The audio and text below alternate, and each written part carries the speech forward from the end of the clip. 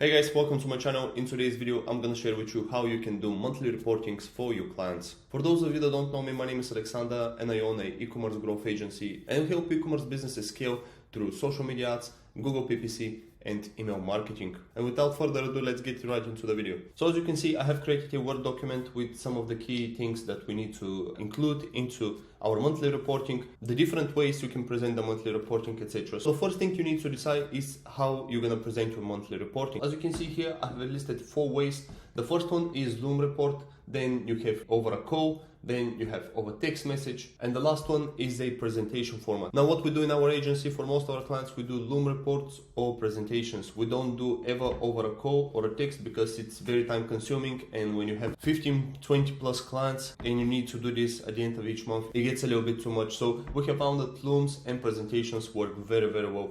Presentations are gonna work better if you have multiple people contributing to one account. So let's say we have one business that we're doing email marketing, Google Ads, and Facebook and Instagram ads. We have one person that's doing the Facebook and Instagram ads, we have one person that's doing the Google Ads, and we have a third person who is doing the email marketing.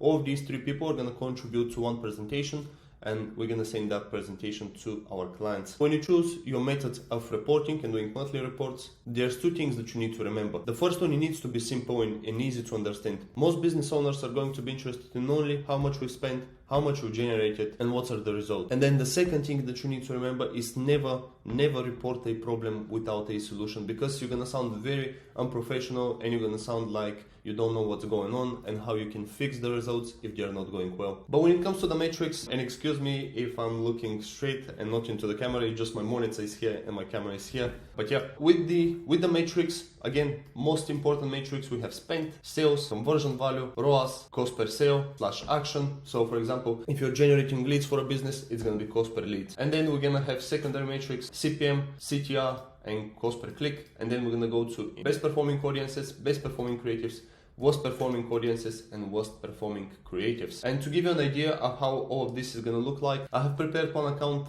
for you guys. Obviously gonna blur a lot of the information here, but just to give you an example of how the actual report is gonna go. So hey Alex, just recording you the monthly report. This month we have spent $6,890 and we have generated $31,000 with 5.15 ROAS.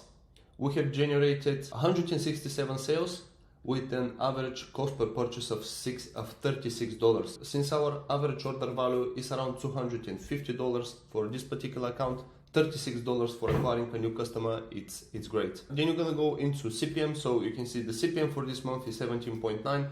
Now, why we're mentioning this? As you're aware, Facebook charges you based on the CPM and the impression. So people are gonna need to know how much they get charged to reach 1,000 people. And many times when certain event happens, or let's say we're going from Q1 to Q2 or from Q3 to Q4, CPMs really increase because more people start to advertise and the auction becomes a lot more competitive. The next thing you're gonna mention is the CTR. Are the new creatives that you're using this month doing better job? Are you getting cheaper clicks? Again, cost per click, another metric that you need to discuss with your clients. The cost per click is not a metric that has a huge impact on sales, because many times you're gonna see higher cost per clicks, but then those type of audiences and creatives are gonna be generating more sales than the creatives and audiences that are generating cheaper cost per clicks. But again, this is a metric business owners want to know. I would recommend sharing this with them as well. Then the next thing, you're gonna go into audiences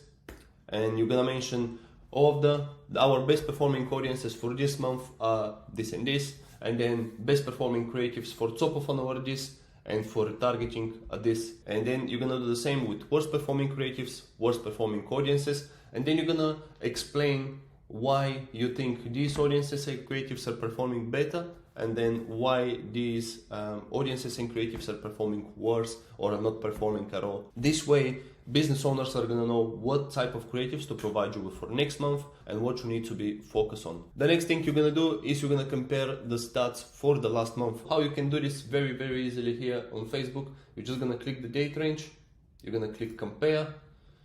It's automatically gonna compare it to the last 30 days. You click updates and you can see how next to each of these metrics a small arrow pop up. So if you, let's say, we want to check the purchase conversion value, the difference. So last month This is in April, we've generated 31,000, and in March we've generated 33,000. The revenue you can see here, it has dropped with 2,300, which is 7%. You can do the same with all of the other metrics. We can scroll to the right, you can go to cost per purchase, you can click on it, and then you can see cost per purchase for April is 36, whereas cost per purchase for March was 45. So we have managed to reduce the cost per purchase with $9.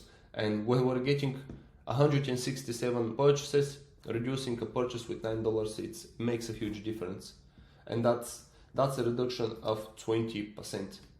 And again, you can do this with all of the metrics that you have here, and you can compare them to the last month, and you can explain to the client why there's increase, why there's decrease, etc. And the last thing you're going to do is to plan for next month. So you're gonna request from client any type of creatives you're gonna need. When you are mentioning the best performing creatives, you have found the trend that carousel ads are doing better, you're gonna mention to the client, we're gonna need to do more carousel ads with this specific type of images or videos or collection ads. Again, it really depends on the data you have. You're gonna mention to the client what type of creatives you need, what audience are you gonna be testing, are you gonna be scaling something, are you gonna be decreasing the budget on, let's say, prospecting or retargeting, are you gonna be including new retargeting ads, and so on and so forth. This is how I usually plan my reports. If you're using a third-party tool to track data for like Triple, Hyros, etc., you're gonna go into that tool and you're gonna do the same thing. But yeah guys, that's about it. I hope you found value. If so, please like the video and subscribe to the channel. It really helps me out